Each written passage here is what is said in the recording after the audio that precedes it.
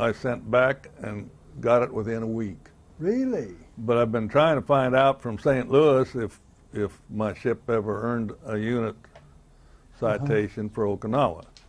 Oh, yeah. And it comes back. No. Oh, interesting. Yeah. One time it come back, see, the ship was decommissioned when I got off from it, and it was recommissioned again for Korea. Yeah. Well, it come back with the dates of the second commissioning. Oh, yeah. They didn't even look for World War II. They didn't know when World War II was, I guess. Okay, we're ready to start, so whenever you Okay. Well, let's kind of get started here. Let's see, today's date is the 17th of September 2003. This is an interview that's taking place at the Riley County Courthouse Plaza on 4th Street in Manhattan, Kansas.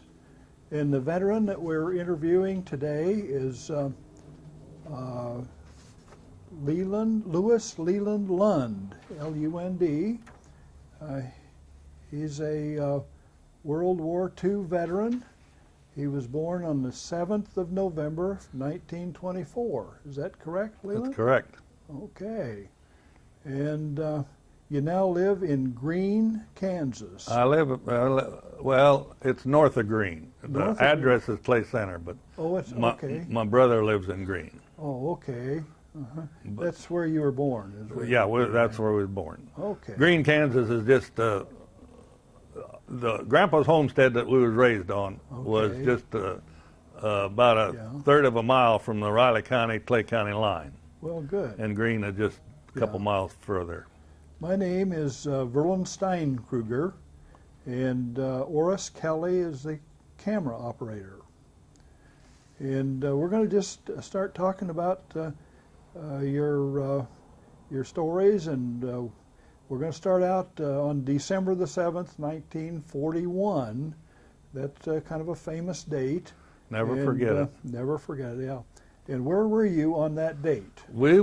Dad was building a house for himself in the town of Greene. So we were still living on the farm in Riley County on Grandpa's homestead. Okay. And I can remember the Sunday afternoon, you know, we didn't have, the homestead didn't have electricity and REA yet them days. And Dad had a radio that he hooked up to the car battery. And he'd run the car up alongside of the house and hook it up then, and when he wasn't working, and then that's how charged the battery up is when he went to work again. Oh. So that's how I heard it on that first radio that we had. Yeah, really. What thoughts went through your mind at the time? Never dreamt that I was going to on the war. Really? No. How old were you at that Well, time? I was a sophomore in high school. Oh, really? Uh-huh. And see, I turned 18 before I got out of high school, so the draft didn't catch up with me until the fall of being 18. Okay, which would have been what? 43. 43. You were drafted then, or? Yeah, the folks wouldn't. Most of my schoolmates, Greene High School was just a small school, but we was quite a few boys in the class, and they pretty near all enlisted in the Navy. But my folks wouldn't listen to me enlisting. And so I told Dad, well, I said, you'll go get me a job then, it'll exempt me. Well, he sure enough did, but they only give me a 6-month deferment. And then they put me in 1A then the fall of 43. Okay, and so when you left Greene, and did you leave with a group? We went to Fort Leavenworth for our physical. Okay. Of course, they'd given us one in Clay too, the draft board. Okay. But we left a busload of us from Clay Center So you went by bus from Clay Center to Fort Leavenworth, Fort Leavenworth. And again, what year was this? This would have been in the fall of 43. 43. I think October is when I got my 1A classification, so it was sometime after that. Okay. And then you were at Fort Leavenworth for your induction? If it had been Army, I'd have been inducted there, but see, I chose the Navy. Oh, okay. So when I passed my physical there, I sat down on one side of the desk and the officer on the other side, he says, what do you want? Army, Navy, or Marines? And I didn't think I was tough enough for a Marine, and I sure didn't want no foxholes of the Army and sleeping in pup tents. So I says, Navy, I guess. And he never asked me the second time. Oh, really? But they shipped us to Kansas City then to be sworn into the Navy the next day. The next day you went to Kansas City. Yeah. And you were sworn into the Navy. Yeah. And then what happened? They sent you home to take care of your affairs. Well, I was single. I didn't have no affairs, but I think you had about 2 weeks at home. Did you? And then I had to report back to Kansas City I think at the Union Station, because that's where we got on the troop train and headed for Farragut, Idaho. Did you have a girlfriend or anything at that time? Well, I kind of thought maybe I had one then, but it didn't last long after I left. Yeah, I thought maybe you had to go back and say goodbye to her. So you got on the troop train in Kansas City and went to Farragut, Idaho. Farragut, Idaho. In January. In January. How long a trip was that? Well, it takes at least 4 days, I think. Oh, really? And it was just as long as your coal car trains today, I think. Oh, really? Because we was in the middle, and when we got to the mountains, you could see the steamer in front and one behind. Well, there was two in front and one behind pushing when we got into the mountains. Were you what kind of a train car were you in? A little better than a cattle car. It had bunks just like we slept in when we was in the barracks. Oh, really? In the cars. And what did you use for meals? Well, I don't remember that, but I suppose we got fed. There must have been a diner car on there, but I don't remember that part of it. Did you stop along the way at any time? And no, we chugged right along. Yeah, okay. I can remember just barely moving, getting up the mountains, and they had a mountain pusher behind us, so we was loaded. So you were then in Farragut for boot camp, and for how long? Well, I think 6 weeks. 6 weeks. What do you remember about that? What's the most significant? Well, I'll never forget the first night. You know, they were going to show you who's boss, I think. We got in at 9 o'clock at night and hadn't eaten, and we had soup, and I guess it was onion soup, but I'd swear it was what they washed the dishes in. Well, we was hungry, and I didn't dare not eat it, and so we did. And then we got to a barracks, which was a two-story barracks, and they pulled all the windows down half from the top and give us one blanket. And that was our first night in boot camp. Wrap up in the blanket. Yeah, but I wasn't smart enough to leave my clothes on. Some of the guys left their clothes on, and they got by. Froze to death or all. Well, how cold did it get? Well, it was a foot of snow on the ground. Oh, my. Yeah, I don't know. They say, well, at mountain altitude, it don't feel as cold. But I don't know. It was cold. Did quite a few get sick at the time? I don't think so much then. The ones that got sick, those the ones when we got our shots, one in each arm at the same time. Okay, so you were in boot camp how long? 6 weeks? 6 weeks. Okay, and then what happened to you after boot camp? After boot camp, we got a 15-day leave. It took 4 days home, 4 days home, 4 days back, so you see what was left for the leave. But it was still nice to get home. And reported back to Farragut, Idaho, and then was shipped down to San Francisco to Treasure Island in the destroyer pool. Okay, and did you go into further training then when you were at Treasure Island? We had a certain amount of training in the engine room and in the fire room, and the chief that was our instructor was bored to death because he'd been out and had 2 ships shot out from under him. He was a career Navy man, and he wanted to get back out to sea, but he couldn't pass his physical to do it. So they set him there to educate us guys that had never seen the inside of a ship before and try to tell us what we was going to run into. Okay, was it a pretty intensive course, or? Yeah, we had to take notes, and we was tested on it. Yeah. Okay. What about physically? Did you have a lot of physical training? A lot of push-ups and pull-ups? No. The swimming is what got to me. See, I was a non-swimmer, and I did have to swim across the pool in boot camp to get, and I did make that. But then when we got down there to Treasure Island, if we wasn't in school, they had us in swimming. And they liked it. I know what a drowning man feels like, because I jumped in. We was shoes upside, swim across the pool, and just to make it fun, you know. And for some reason or another, I lost my air when I jumped in on the deep side, and I went right back down to the bottom. But I kicked my legs and got up. But if I couldn't have grabbed the side, I'd have went right back down. Well, of course, I wasn't supposed to grab the side, so there was a guy down there right now. He said, "You all right?" And I knew if I didn't swim across that pool, they'd have me in there night and day. So I did make it across the pool, but it was about to give me an ulcer before I got out of there, but we can get into that later.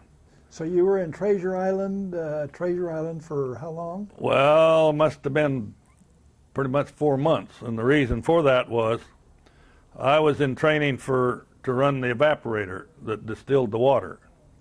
Well, see, it only took 3 guys to run that, and I got assigned to a ship, and they'd always assign more than they needed, so when they shipped you out, they wanted a full crew. And the first ship I was assigned to was the USS Gwynn. And when they shipped out, I was scratched off of it. Oh, really? Got signed to another one, and that one was the USS Porter. Okay. And when they shipped that out, I was scratched off from that one. So the Rooks was the 3rd ship that I was assigned to, but it never ever went out on the other 2. What kind of vessels were these? They were 2100 class destroyers. Destroyers. Okay. Oh, they were all destroyers. Everybody in there went to a destroyer. Okay. The Gwynn got 30 foot of her bow blowed off right off the bat at Okinawa. The Porter is sunk out there at Okinawa, and the Rooks got by without taking a hit, but we did lose 1 man at Iwo Jima from shrapnel. What happened to the men on the first 2 boats that you talked about? I never had no contact with them. So you don't know if a lot of them lost their lives? Well, I would say a third. We were 300 enlisted men and about 50 officers. And I'd say it depends on how they got hit. Lots of times I think they had at least a third killed in action, especially at Okinawa, because the statistics at Okinawa is the Navy lost more men than the Marines did. Were you frightened at any time when you were on these destroyers? I don't remember really being scared. We had a suicide plane out there just a few hundred yards off from us, the first one we shot down. And see, those guys, they carried one 500-pound bomb on them. And I think he'd have probably hit us if we wouldn't have exploded his bomb, because there was one big black ball of smoke, which indicates, you know, the bomb. And I don't really remember. I know what we did after he exploded.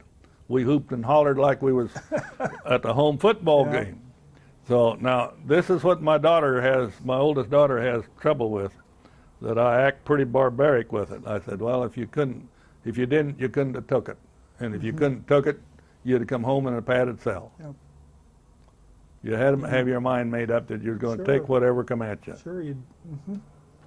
Very interesting. So how long were you out in the Pacific there on the destroyer? Well, just practically a whole year. We left in November and we come back in November. Oh, really? What was life like on the destroyer? Can you tell us? Well, I'll tell you, we got initiated real good, because when we left Seattle, you know, you got that long Puget Sound to get out, to the open sea, and we left at night, and when we got out to open sea, there was a raging storm going on, and we was to pick up a freighter convoy and escort them to Pearl, and they do 5-6 knots. See, a destroyer can do 42 knots, but you probably wouldn't have done it in the storm. But we probably wouldn't have more than 5. It took us 10 days to get from Seattle to Honolulu. And so the first 7 days of those 10 days, I never ate a bite because I was seasick. Really? But I never missed a watch. I was running the evaporator, and we run 4 hours on and 8 hours off. Now, I understand in some of them, if they're in battle, they run 4 on and 4 off. We never did do that. When we made landings, we went to general quarters and never secured. And my general quarters was at a 40 millimeter gun. So I never saw the engine room any time that we was at general quarters. What was it? What's an evaporator? Can you? It distills the water it boils the water, and we took steam from the boiler to boil the water, and we take in seawater, and of course you had to keep your level in the evaporator. It was a round circular thing that stood up about 7 foot tall, I suppose. It had to run under a vacuum, and it was real unique because we were self-sufficient. We didn't have to take on water, and we could make 1,000 gallons an hour. Well, in a 24-hour day, that's 24,000 gallons. Really? And your best water went to feed water tanks that went to the boilers, so you didn't scale them up. And if you got a little salty batch, and every batch was tested before you pumped it out. And then, of course, then you had to watch where you pumped it to, because our fuel tanks and our water tanks were just inside the hull. And you had to kind of keep your ship.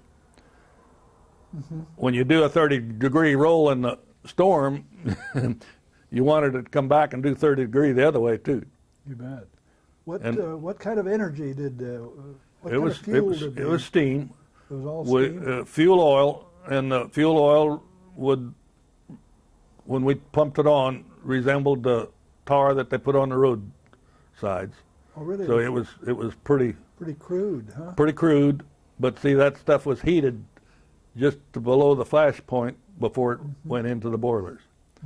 And there was number 1 fire room, number 1 engine room, number 2 fire room, and number 2 engine room, and they were all separate. There was only one way to get into those places, and that was through one hatch from top side. And but they did have steam lines that you could transfer. You could run number 2 engine off number 1 fire room if you had to. And they both fire rooms had 2 boilers in them. What kind of food did you have on the destroyer? Was it pretty edible? Oh, it wasn't too bad. We had a good captain, and I say that because the last thing we put on that destroyer before we left the States was an ice cream maker, and that was unusual for a destroyer. There wasn't room for it; they made room for it, but that was his orders. So every Sunday we had ice cream, and we sent a lot of it over to the troops that we were escorting. We'd pull alongside, and I don't know if you know what a breacher's buoy is, but they'd rig a cable across and send a container of ice cream over to those Marines that landed on Iwo Jima, because that's the ones that we were escorting over there. Was there much illness on the boat? Do you remember? Well, it's a good thing we didn't, because we had 1 doctor and 1 pharmacist mate. And the doctor was just out of, well, he probably had his intern. But he was maybe they got use for him today, I don't know, but he was a baby doctor. Oh, yeah. But he did have to do an amputation one night. Oh, he did? Yeah, we had a engineer got his finger crushed, and he had to take a finger off of him. And then the kid that we lost at Iwo Jima, he was our gun captain, but he wasn't right on our gun. He was a little back. He had a little more sophisticated training than what the gun had. And he caught a piece of shrapnel between his helmet and his life jacket. If it had hit his life jacket, it wouldn't have hurt him. If it had hit his helmet, it wouldn't hurt him. But it got his jugular vein and windpipe all at the same time. Did you see this happen? Yeah, I saw him carrying. They had a terrible time getting him. He was in what they call a gun barrel, and he had this deal with a officer on one side and a guy on a telephone on the other side, and it caught him in the middle. But to get him up out of that gun barrel and get him down and get him to the pharmacy, and the pharmacy happened to be, they had to go underneath our gun to get to the pharmacy, and you can call it mental telepathy or whatever you want to. He had told his best friend that he'd been out before, and he says, "I got a feeling I'm not going to come back from this one." And he was the only one out of our whole crew that died on the ship. Wow. So he died with a smile on his face because he knew he was going to do it, I guess. Yep. How interesting. You were over there a year. What other things happened while you were over there that was of significance to you? Well, our closest call was Iwo Jima. And those Marines, I have nothing but respect for them. And of course, don't matter how big you are, you make mistakes. They told us, as well as they told the Marines, that we was to take Treasure Island or Iwo Jima in 72 hours. And 24 hours went by, and the Marines were still in the water almost. They had them pinned down right on the beach. Well, we lay off there a little ways all night, or all day that first day, and the next morning, yeah, all day and all night. That was the first day of the landing. The second morning, all night we was firing a star shell, and this is a flare. It comes down on a parachute, takes about a minute to come down, and then we fire another one. And we was firing that over the enemy all night long. Well, then early the next morning they called for rapid fire from all of our 5-inch guns, and they could pump out quite a few rounds. I don't know how, but number 5 gun was already warmed up because they'd been firing a star shell all night long. Well, that shell did not go home because the barrel shrunk, and our powder case was in brass and about 3 foot long, or a little bit shorter maybe. And of course, when he hit the hammer to knock that thing home with the hydraulic, it crushed that powder case just like an accordion, but nothing exploded. And of course, then all guns ceased firing, and they put a fire hose down the barrel till they got the barrel cooled down enough that they could go in and pull that crumpled up powder case out and throw it over the side and get the barrel out of the get the projectile out of the barrel. The projectile had to be, it was set when it come up and went into the gun for it to go off so far out. But it wasn't armed until it went to the rifling of the barrel. Sure, okay. And then one little peck on the back of that primer on that powder case would blow it off. Okay, so how long did this battle at Iwo Jima go on? We was only there 8 days, see, so that was nothing, really. But the Marines, see, when they raised the flag, they didn't do that until the 5th day. But the Marines, well, when they saw that flag, well, the fighting was over with. Well, no way. It went on for another 3 weeks. And did you see this raising of the flag? We was sitting out there and had taken on ammunition that morning, and with binoculars we could see the flag. In fact, I have a picture of where we were, but it don't show up very much. But it shows the island. See, that's where it was raised, and we saw it. We saw it. See, they raised 2 of them. Very good. They raised 2 of them. You know, I don't know if you know why. No. Well, there was not a commercial photographer up there for the first one. It was just a GI, and so they had to get a hold of. Their excuse was they wanted a taller standard so that more troops could see it, and there might have been some to that. But they had a correspondent for a magazine up there that took the one that you see, the monument of the flag raising. How interesting, yeah. What kind of feelings do you have when you see that picture? And oh, it gives you chills. I walked around the monument there in Washington, and I cried. You cried, yeah.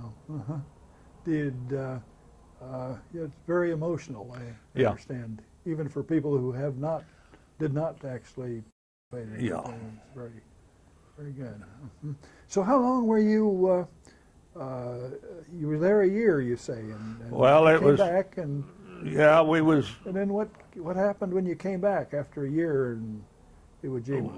We come back to, well, from there we come back to the Philippines, and that was a staging area for Okinawa. Okay. And then we went to Okinawa, and that was a 3-month deal. Oh, really? We landed there. We landed troops there Easter Sunday morning on April 1st, and it didn't get over with until about June 22nd, and we was there all the time. Really? So you really saw a lot of action. We've seen our share. Yeah. Did your vessel ever get hit? No, we didn't. The only hit we took was when the shrapnel got to guy on Iwo Jima, but Okay. I guess, I don't know how things played out. There was 74 destroyers with the initial landing on Okinawa. And the landing was totally different than Iwo Jima. The Japs took for the hills, so they landed unopposed on the beaches of Okinawa. But it took a few days until they got Sure. really wound up. And it took a few days before the suicide planes started coming. But the second or third day, they'd unloaded supply ships. And our captain had a chance to escort them back because there were submarines out there, so they needed escorting back. And his reply to them was, I come here with my belly full of fuel and my holds full of ammunition. I'm not going back till I had a fight. Well, we thought he was kind of a glory hunter because we knew that he was a single man. He had lost his wife in the Coconut Grove fire, I think in Boston, was it? Yes, sir. So he was a single man, but he turned out to be a very smart man. And they say between him and the chief gunner mate was the ones that did the plotting. See, if you fired at night, those crazy suicide planes would fall down, follow your tracers down. And I don't know if his first remark to the admiral that, somebody else told him what to do. But we stayed on shore bombarding all the time we was there. The ones that got the worst of the deal was the destroyers that got out on, they'd set up what they called picket line around the island, 30 miles out. And that destroyer had so many miles of water out there just to go back and forth on. And they had no choice but to fire at the suicide planes when they come in. Because what the rascals did on the first or second night there, the hospital ship would always go back out to sea at night, fully lit up. And the suicide planes dove on it and killed doctors and nurses and patients. So they kept it in what we called the supply area after that. They never sent it back out to sea.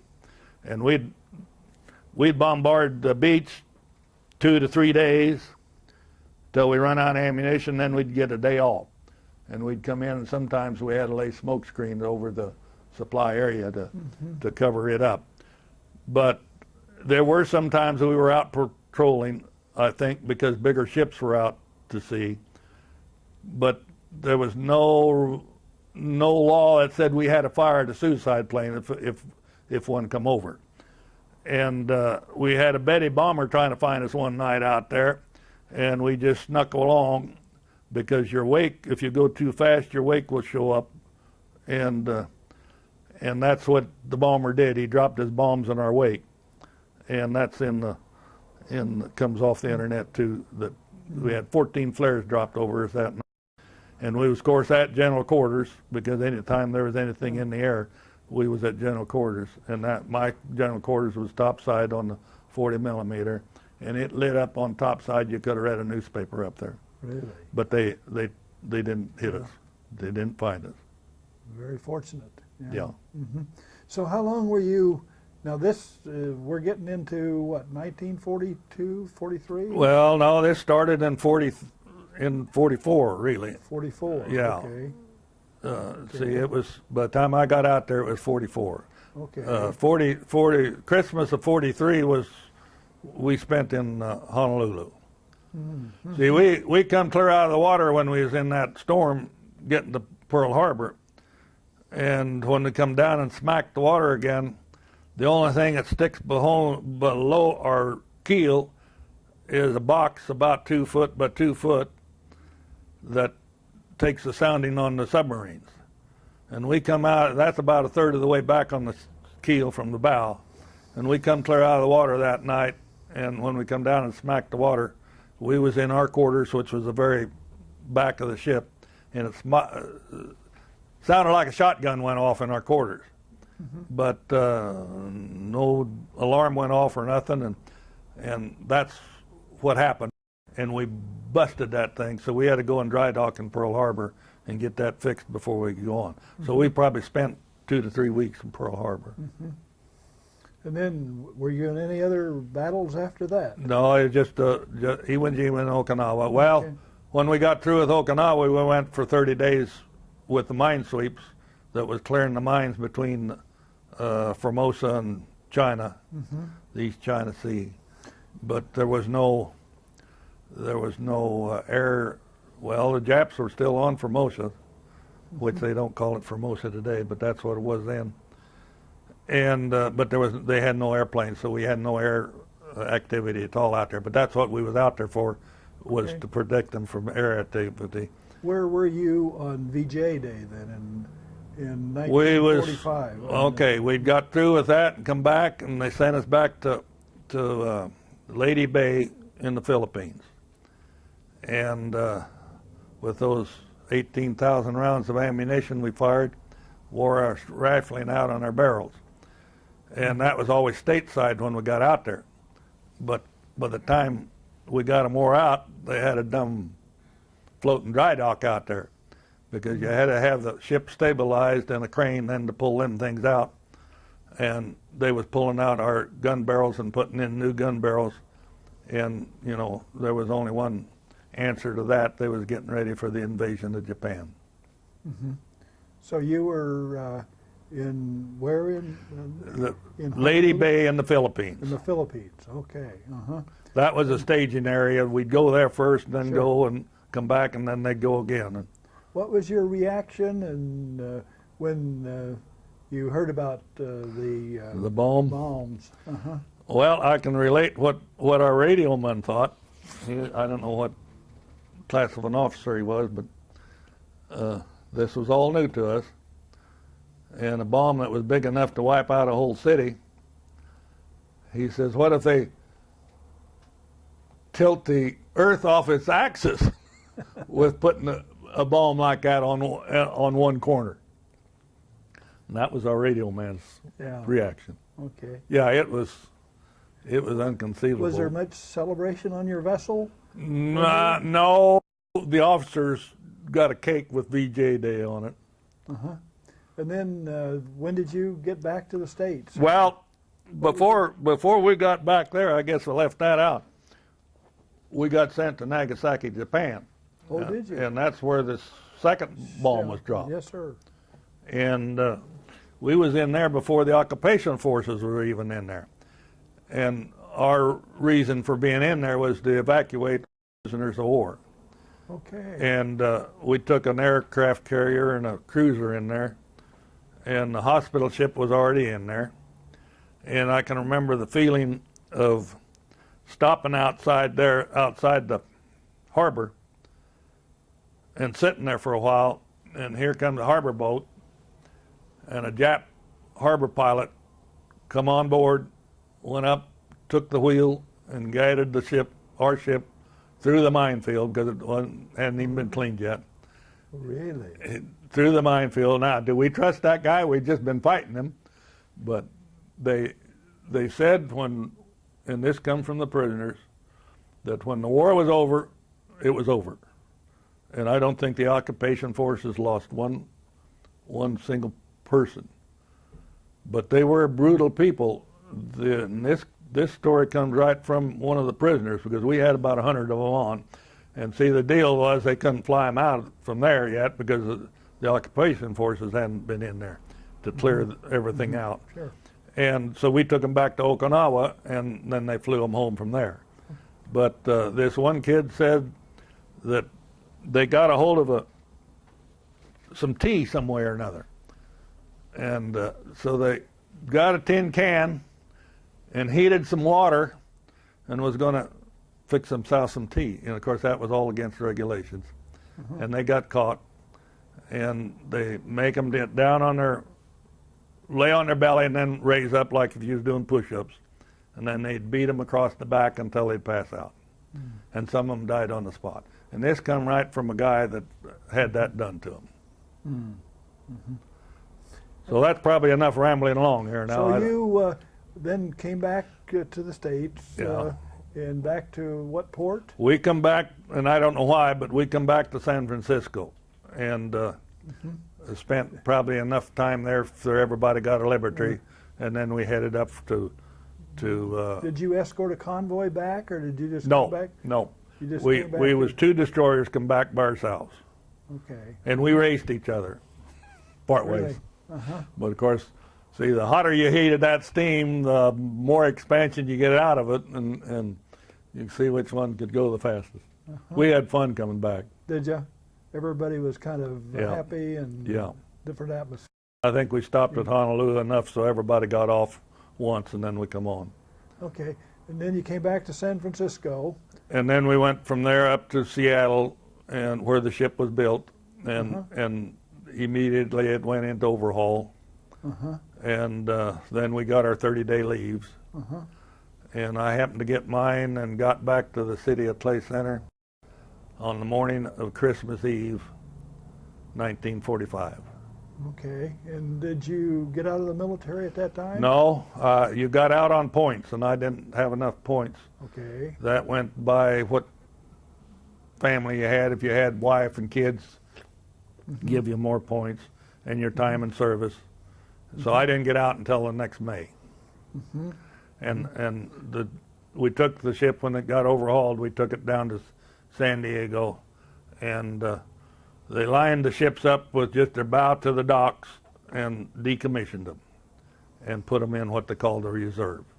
And they was one thing I got to give the people back home is, you know, we got caught not being ready for that war.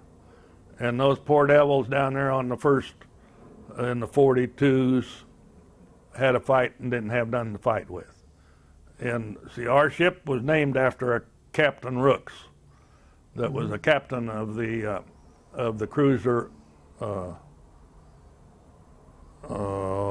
Houston. And it was sunk, and he went down with the ship down there. And they was fighting against all odds, and winning some too. But by the time the war was over, you can't imagine how much equipment they had out there. So whatever happened to the Rook? Do you know? It got recommissioned when Korea come along, and we took the thing probably enough miles to go around the world once. They took it enough to go around the world 3 times. And then when they come back, it was loaned to Chile. And then when Chile got through with it, it was renamed. And when Chile got through with it, I don't know just how many years they had it, but it come back in 83, and was scrapped, sold for scrap. So it don't exist anymore. Well, back to you. What happened to you then? I come back home, and I wanted to go to mechanical school. Now this was about when? This would have been 46 1946. or 47, under the GI Bill. Okay. I wanted to be a mechanic, I thought. And you got discharged from where? They sent us to Norman, Oklahoma to get discharged. So Okay. that's where I got discharged. And what medals did you get any medals? or Yeah, anything? we got 3, and I don't know. One is Asiatic Pacific, and one is the World War II victory one, and I can't really name the third one. We had one of the ribbons was I didn't bring that with me. I don't know why. One of the ribbons was the Philippine occupation, but we didn't see any fighting in the Philippines. There was fighting going on yet in the upper Luzon and on up in there. A lot of it, wicked fighting. But we didn't get in on any of that until we got to Iwo Jima. All right. Then you were discharged from, where did you say? Norman, Oklahoma is where Oklahoma? we come a whole troop train to Norman, Oklahoma from San Diego. And then you were discharged then and And came back to Clay Center? Yeah. And did you come back on a bus or? Yeah, we come back on the bus. So were there several of you, or? I was the only one by that time. Okay. There was several of us coming to Norman, Oklahoma, but we went different directions. And then, what happened then? Did you use the GI Bill? Well, I tried to, and I don't know if you really want to know this or not, but I took my entrance down at the Emporia, Well, it's and when I got through taking my entrance, the old professor says, well, I guess you know what you can do. You can work with your hands, but you can't with your brains. But still, I had enough brains I could run the throttle board on that destroyer, because that's what we had. Sure. See, they started discharging them, the ones that had enough points. So by Sure. the time we went to come back, we was working 4 hours then, rather than 4 and Sure. 8, because we didn't have enough crew. Uh-huh. But he says, and the thing of it was, I was told by the VA that Emporia would be teaching that course in the mechanics. Mhm. And but see, everything was geared up for wartime yet, and nobody told us that they never had them course in. They was just putting it in. Well, the day before I was to leave, I had my room and everything. And the day before I was to leave, they sent me a letter and said, well, you'll have to go somewhere else because we don't have the course in, can't get the machinery. And my dad was working down here in Manhattan. He was a carpenter, did carpenter work all his life and farmed. And he said, I think he was working on the bus depot at that time. That's where the VFW has now. He said, just go to work with me. So I worked with him. Mm-hmm. And then you got married, or? Yeah. And had a family? We had 2 girls, Uh-huh. but I did spend 40 years farming. Uh-huh. When I got married, we took over a dairy just outside of Clay Center, and come back off my honeymoon and hadn't job by hand for 5 years. Sat down and milked 10 cows morning and night, because that's the way that guy was doing it by hand. But we did put in a milking machine, but we did that for 2 years, and then moved out into the country and You have 2 daughters, you say? 2 daughters. And they have some children? They each have a boy and a girl. One lives in Colorado and the other one in Liberal, clear down there. Yeah, so you have 4 grandchildren? Yes. Or? Okay. Well, is there anything else that you'd like to talk about or tell about? Oh, I suppose that pretty well covers it, maybe more than covers it, I don't know. Yeah. I've told people I wouldn't take $1 million from my experience and wouldn't give a dime to go through it again. Oh, that's right, yeah. Well, we really appreciate what you've done for your country and what you've done today, putting it on tape, and Well, I appreciate you guys doing this. for your ancestors to look at in the future. How would a farm boy in those days, just out of the Depression, got any place away from home? I suppose that was my first bus ride and first train ride, and definitely the first ship ride. Sure. You had a lot of experiences. Yeah. Some of them were really very moving, and we really appreciate that. Yeah, and it shortened a lot of them lives. And I don't know. See, I was awful disappointed when we was in Nagasaki that I didn't get to go through where the bomb site was, because a third of the crew did.